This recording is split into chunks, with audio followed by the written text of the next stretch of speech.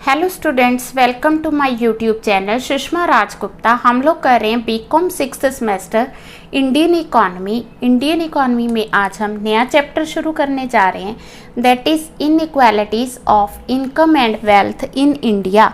इसके लिए हम वीके पब्लिकेशन की बुक जो है फॉलो कर रहे हैं। चलिए शुरू करते हैं।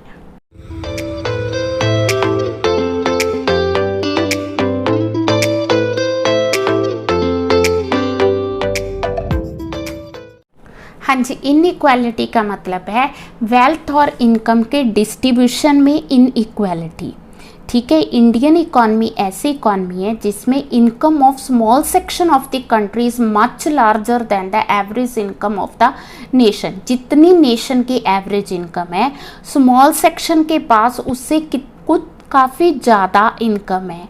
And income of the large section of the is much smaller than, और जो लार्ज सेक्शन है पूरी कंट्री में, उनके पास एवरेज नेशनल इनकम से कम पार्ट है।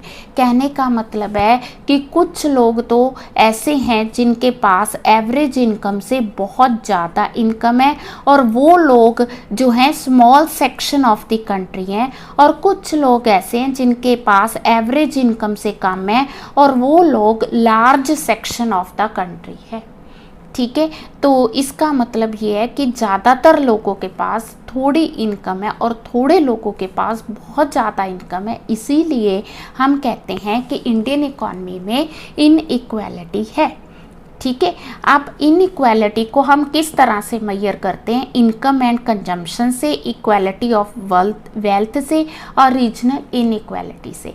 तो सबसे पहले हम कर रहे हैं inequality of income and consumption. ठीक है, वैसे तो वो कहते हैं कोई ऑफिशियल ऑर्गेनाइजेशन नहीं है इंडिया में जो कि पर्सनल डिस्ट्रीब्यूशन ऑफ इनकम को मेजर करता है, फिर भी हमें ये डाटा प्रोवाइड किया गया है, तो उस डाटा के बेस पे हम लोग कर रहे हैं फर्स्ट इनइक्वालिटी ऑफ इनकम। ठीक है, हाँ जी, डिस्ट्रीब्यूशन ऑफ इनकम को एग्जामिन करने के लिए एक कमेटी अपॉइंट की गई थी गवर्नमेंट के द्वारा।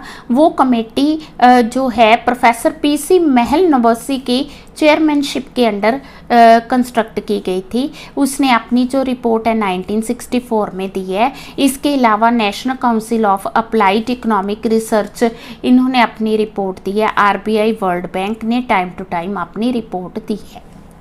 हाँ जी, उन्हीं रिपोर्ट्स के बेसिस पे ये टेबल तैयार की गई है कि जो लोअर 20% लोग हैं जिनके पास मतलब बहुत कम इनकम है, जो लोअर इनकम ग्रुप में आते हैं, 20% लोग ऐसे हैं जिनके पास टोटल इनकम का सिर्फ 81.1% है।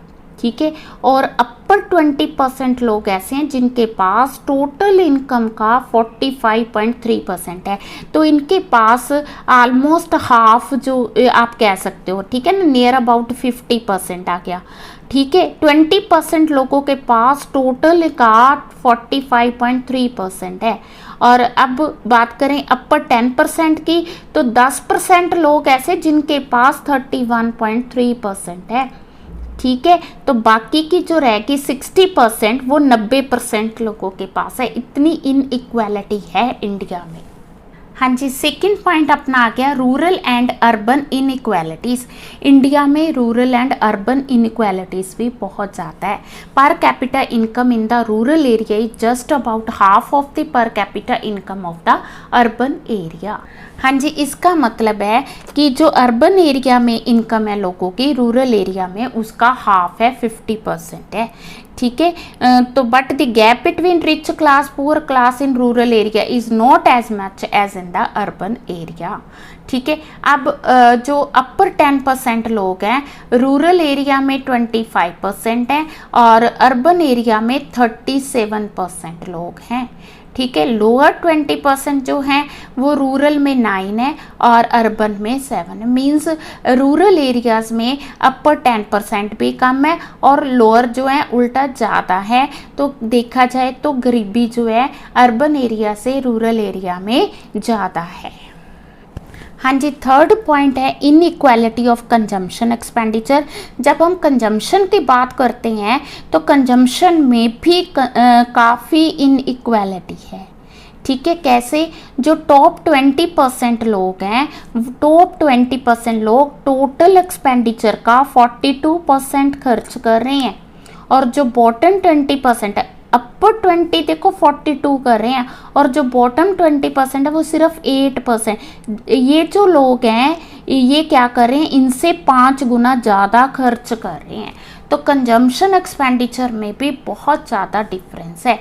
ठीक है, ये जो स्टडी की गई है NCAER ने की है, ये NSSO ने की है, तो ऑलमोस्ट ये तो सेम है बॉटम वाला, इसमें थोड़ा सा डिफरेंस है, तो पर है नियर अबाउट 5 मल्टीपल।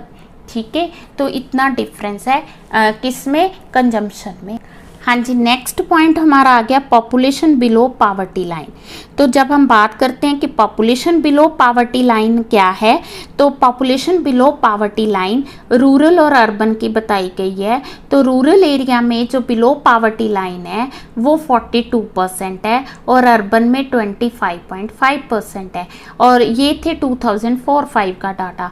अब जो है, अब रूरल एरिया में भी कम हुई है below poverty line, it is 25.7%, और अर्बन एरिया में 13.7%। पहले से पावर्टी लाइन जो है पॉपुलेशन कम हुई है, बट ओवरऑल पॉपुलेशन में ज़्यादा डिफरेंस नहीं आया, परसेंटेज में बहुत ज़्यादा डिफरेंस आया है।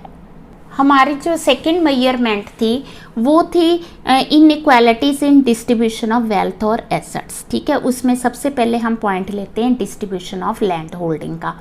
तो लैंड होल्डिंग में भी बहुत ज़्यादा इनइक्वालिटी है। तो नेशनल सैंपल सर्वे जो 2001 में हुआ था, उसने बताया कि लैंड होल्डिंग के डिस्ट्रीब्यूशन में बहुत ज़्यादा इनइक्वालिटी है। कहता कि टोटल फार्मर्स का, जो बिग फार्मर्स हैं 66.4%, बिग फार्मर्स के पास जितनी एग्रीकल्चर लैंड है उसका 37% उन्हीं लोगों के पास है। कितने लोगों के पास है? 6.4% लोगों के पास इतनी लैंड होल्डिंग है। ठीक है, तो बाकी जो 67% जो रह गए हैं, ठीक है ना, 67% फार्मर्स हैं जिनके पास टोटल लैंड का सिर्फ 22.25% है, और 67% में कुछ फार्मर्स तो ऐसे हैं जिनके पास 1 हेक्टेयर या उससे भी कम ज़मीन है। तो लैंड होल्डिंग में भी बहुत ज़्यादा इनइक्वालिटी है। हाँ जी, second ownership of residential building. जब हम रेजिडेंशियल बिल्डिंग की बात करते हैं तो उसमें और ज़्यादा जो है वर्स्ट कंडीशन है। वर्स क्यों है? क्योंकि 20% of the house hold in urban area, 20% लोगों के पास 93% पॉपुलेशन है, 80% लोग ऐसे हैं जिनके पास सिर्फ 7% ऑफ टोटल अर्बन लैंड है। इतनी ज़्यादा इनइक्वालिटीज़ जो हैं रेजिडेंशियल बिल्डिंग में है। हाँ जी, अगला पॉइंट है ownership of assets of private sector company. तो प्राइवेट सेक्टर कंपनी के अगर एसेट्स ओनरशिप की बात करें तो वहाँ भी इनइक्वालिटीज़ बहुत ज़्यादा है। ठीक है, research bureau of economic times ने डाटा प्रोवाइड किया है। तो इंडिया में 10 बिग बिजनेस हाउसेज हैं। ये जो डाटा प्रोवाइड किया 2001-2 में प्रोवाइड किया है कि उनके पास मोर देन 84,872 करोड़ जो है बिजनेस एसेट्स हैं। ठीक है, और जुलाई 2016 में जो डाटा प्रोवाइड किया 10 लार्जेस्ट प्राइवेट सेक्टर कंपनीज हैं जिनके पास इतने करोड़ जो है एसेट्स हैं। तो इससे ये पता चलता है कि जो प्राइवेट सेक्टर है उनके पास कंसंट्रेशन ऑफ वेल्थ राइज कर रही है। ठीक है, कुछ इंडियन इंडस्ट्रियलिस्ट है जैसे मुकेश अंबानी हो गया, लक्ष्मी मित्तल हो गया, अनिल अंबानी हो गया, अजीम प्रेमजी, सुनील मित्तल। ठीक है, दे हैव अकमुलेटेड ह्यूज वेल्थ, और वो क्या कर रहे हैं, बिग हाउसेस को कंट्रोल कर रहे हैं। ठीक है जी। हाँ जी, तीसरी हमने जो इनइक्वालिटी मेजर करनी थी that was on the basis of regional inequalities. तो रीजनल इनइक्वालिटीज़ की बात करें तो per capita income of the different state is also different. ठीक है, कैसे डिफरेंट है? जब हम बात करते हैं गोवा की per capita income 2,74,939 per annum है। ठीक है जी। जब सेकंड नंबर पे हरियाणा, देन आ गया केरला, महाराष्ट्र, तो इनकी 2,74,000 समथिंग है, और जो बिहार है उसकी 31,380 ठीक है पर कैपिटा इनकम है। अगर हम कंपैरिजन करें तो गोवा की इनसे 7 गुना ज़्यादा है। ठीक है जी। रेदर देन 9 मल्टीपल है। ठीक है, अगर हम बात करें झारखंड की 56,737 है, तो ये इससे 5 गुना ज़्यादा है। तो कहने का मतलब है ये रीजनल इनइक्वालिटीज़ भी इंडिया में बहुत ज़्यादा है। गोवा बहुत ज़्यादा डेवलप है because it is a tourist place, और सबसे नीचे जो है बिहार आ रहा है, देन उत्तर प्रदेश, देन मणिपुर। ठीक है, तो पर कैपिटा इनकम हमें बताती है रीजनल इनइक्वालिटीज़ के बारे में। हाँ जी, अब हमारा पॉइंट है कि causes of inequalities of income and wealth in India. अगर इनइक्वालिटी है तो उसके कारण क्या है? तो सबसे पहला कारण है inequality in the ownership of land. ठीक है, सबसे बड़ा कारण inequality in the wealth and income zamindari system है। ठीक है, इंडिपेंडेंस से पहले लोग जमींदारी सिस्टम था, कुछ लोगों के पास ज़मीनें थी और जो बाकी लोग थे वहाँ पे खेती करते थे, लेबर करते थे। ठीक है, इंडिपेंडेंस के बाद जमींदारी सिस्टम तो ख़त्म हो गया, बट जिनके पास ज़मीनें थी वो एज इट इज़ पड़ी रही।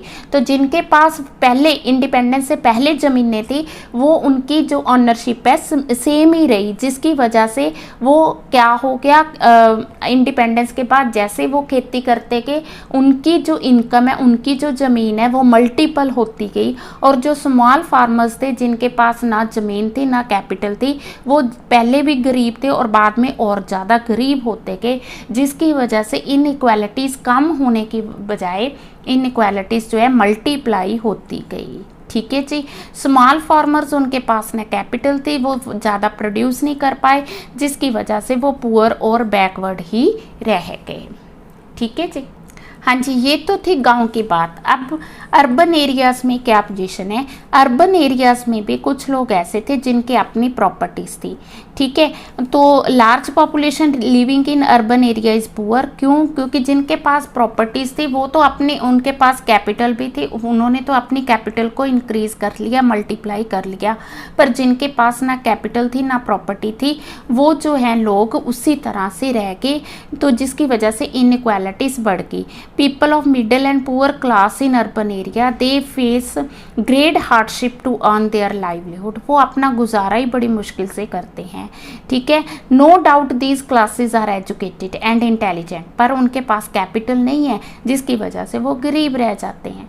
ठीक है, और जिसकी वजह से इनइक्वालिटीज़ बढ़ती हैं। हाँ जी, नेक्स्ट रीज़न है लॉस ऑफ इनहेरिटेंस। तो अभी हमने ऊपर किया कि रूरल एरिया में जो ज़मींदार थे उनके पास ज़मीनें एज ही ज़मीन जो पड़ी थी उन्होंने उसको मल्टीप्लाई किया, यहाँ पे जिनके पास प्रॉपर्टी थी, कैपिटल थी, उन्होंने मल्टीप्लाई किया।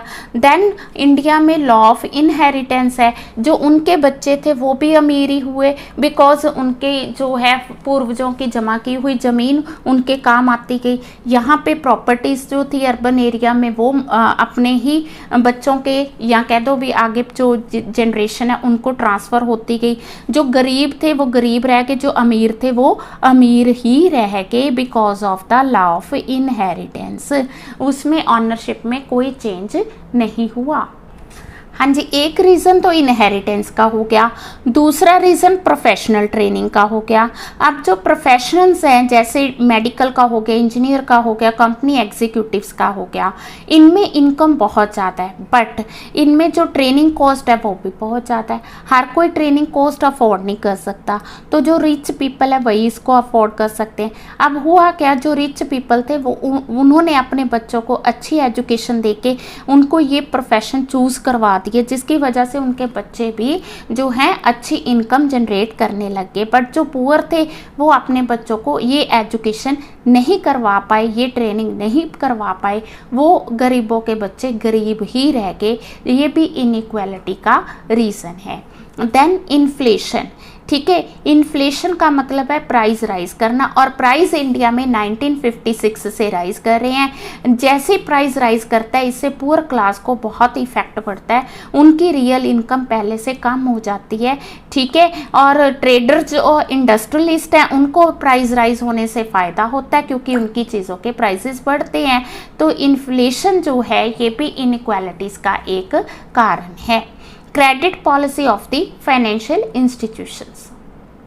अब जो फाइनेंशियल इंस्टीट्यूशन सेटअप किए गए, सेटअप तो हर एक फील्ड के लिए किए गए, इंडस्ट्रीज़ के लिए अलग से किए गए, एग्रीकल्चर के लिए अलग से किए गए, ठीक है। बट हुआ क्या, ये जो फाइनेंशियल इंस्टीट्यूशंस थे, इन्होंने भी फाइनेंशियल इंस्टीट्यूशन असिस्टेंट जो है रिच कैपिटलिस्ट को दिए, ठीक है। जो पुअर क्लास थी उनको ज़्यादा फाइनेंशियल असिस्टेंस मिली नहीं, जिसकी वजह से जो रिच पीपल थे वो और ज़्यादा रिच होने लगे और जो पुअर थे वो ऐसे ही रह गए, जिसकी वजह से इनक्वालिटीज़ बढ़ गई। Then more burden of indirect taxes, India में डायरेक्ट टैक्सेस के साथ साथ इनडायरेक्ट टैक्सेस भी लगते हैं और ज़्यादातर रेवेन्यू जो इंडिया में इनडायरेक्ट टैक्सेस से जनरेट होता है। बट जो इनडायरेक्ट टैक्सेस होते हैं उसका बर्डन जो है गरीबों पे पड़ता है। जैसे ही मतलब इनडायरेक्ट टैक्सेस इम्पोज किए गए, उससे गरीबों का बर्डन बढ़ गया, उनको टैक्स पे करने पड़े, जिसकी वजह से वो मतलब अपनी जो बेसिक रिक्वायरमेंट्स है वो भी मुश्किल से पूरी करते थे।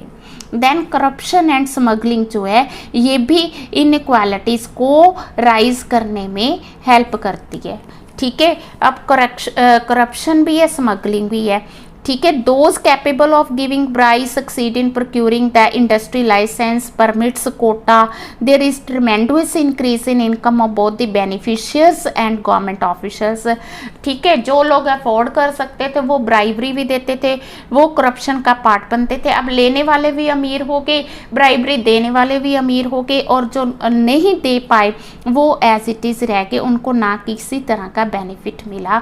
तो ये भी इनइक्वालिटीज़ का कारण बना। अनएम्प्लॉयमेंट, इंडिया में अनएम्प्लॉयमेंट बहुत ज़्यादा है, ठीक है। हमने इससे पहले चैप्टर में भी किया, अनएम्प्लॉयमेंट की वजह से भी अमीरी और गरीबी का डिफरेंस बढ़ गया। टैक्स इवेजन, ठीक है। टैक्स इवेजन कैसे कारण बना इनइक्वालिटी का, देखो वो जो ऑफिशियल है जो मतलब टैक्स कलेक्शन करते हैं, they are not so efficient, ठीक है। काफ़ी लोग जो है अपना टैक्स इवेड कर लेते हैं। टैक्स इवेड करने का मतलब क्या है कि उनकी जो है ब्लैक मनी राइज हो जाती है। ब्लैक मनी राइज होने से क्या होता है कि इनइक्वालिटीज़ बढ़ती हैं। अब इनइक्वालिटीज़ किस किस में वो भी हमने कर लिया, उसके कारण क्या वो भी हमने कर लिया। अब गवर्नमेंट क्या कर सकती है या गवर्नमेंट ने क्या किया, तो पहले आ गया कि लैंड रिफॉर्म्स, ठीक है। मैं लैंड रिफॉर्म्स, गवर्नमेंट ने काफ़ी जगह लैंड रिफॉर्म्स बनाए हैं, जमींदारी अबाइलेशन भी की है, ठीक है। उसके अलावा जमींदारी सिस्टम ख़त्म करने के अलावा सीलिंग ऑन लैंड होल्डिंग भी की है। जिन लोगों के पास सीलिंग से ज़्यादा ज़मीन है वो गरीबों को डिवाइड भी किया है। इवन देन जो है वो डिफरेंस, वो इनक्वालिटीज़ को ख़त्म नहीं कर पाई। Then extension of the public sector, तो पब्लिक सेक्टर की डेवलपमेंट के लिए गवर्नमेंट ने टाइम टू टाइम काफ़ी पॉलिसीज़ बनाई हैं, ठीक है। वो पॉलिसी थी कि पब्लिक सेक्टर ज़्यादा डेवलप हो, सो दैट जो इनइक्वालिटीज़ हैं उनको ख़त्म किया जा सके, ताकि जो कंसंट्रेशन ऑफ वेल्थ है कुछ लोगों के हाथ में ना आए, ठीक है। बट इवन 1991 में फिर प्राइवेटाइजेशन की गई। इस चीज़ को कवर करने के लिए गवर्नमेंट ने नेशनलाइजेशन ऑफ बैंक्स भी किया, ठीक है। Then encouragement to small and cottage industry, इसके अलावा गवर्नमेंट ने small scale and cottage industries को प्रमोट करने की कोशिश की है। तो इंडस्ट्री सेक्टर में काफ़ी अपॉर्चुनिटीज़ आई हैं। डिस्गाइज्ड अनएम्प्लॉयमेंट को ख़त्म करने की कोशिश की है। मीन्स गवर्नमेंट ने काफ़ी मेजर्स लिए हैं कि किस तरह से हम इनइक्वालिटीज़ को ख़त्म कर सकते हैं। इसके अलावा इनइक्वालिटीज़ को ख़त्म करने के लिए गवर्नमेंट ने monopoly and restrictive trade practices start की हैं। ये जो एक्ट है 1969 में बनाया गया था, इसका मेन मकसद यही था कि जो इनकम है, वेल्थ है, इंडिया के कुछ हाथों में ना आए, वो इक्वली डिस्ट्रीब्यूट हो। हाँ जी, इसके अलावा employment and wage policy, inequalities को ख़त्म करने के लिए गवर्नमेंट ने time to time wage policies तैयार की हैं, ठीक है। एम्प्लॉयमेंट पॉलिसीज़ तैयार की हैं। तो 2005 में गवर्नमेंट ने Mahatma Gandhi national rural employment guarantee act जो है अप्लाई किया। तो ये जो है 100 डेज़ गारंटेड एम्प्लॉयमेंट लोगों को प्रोवाइड करता है, गरीब लोगों को प्रोवाइड करता है, ठीक है। इसके अलावा गवर्नमेंट ने सेल्फ एम्प्लॉयमेंट स्कीम्स भी चलाई हैं, ठीक है। गवर्नमेंट ने minimum wages act, bonus act भी अप्लाई किया।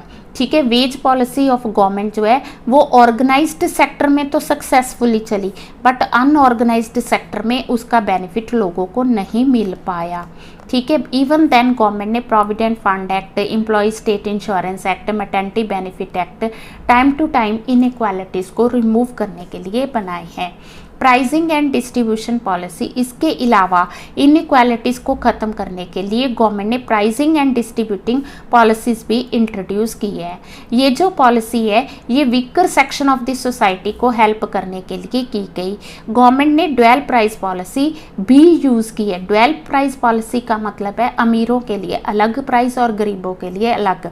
उसमें उन्होंने शुगर, कैरोसिन, व्हीट, राइस जो है गरीबों को कम रेट पे प्रोवाइड करने की कोशिश की है।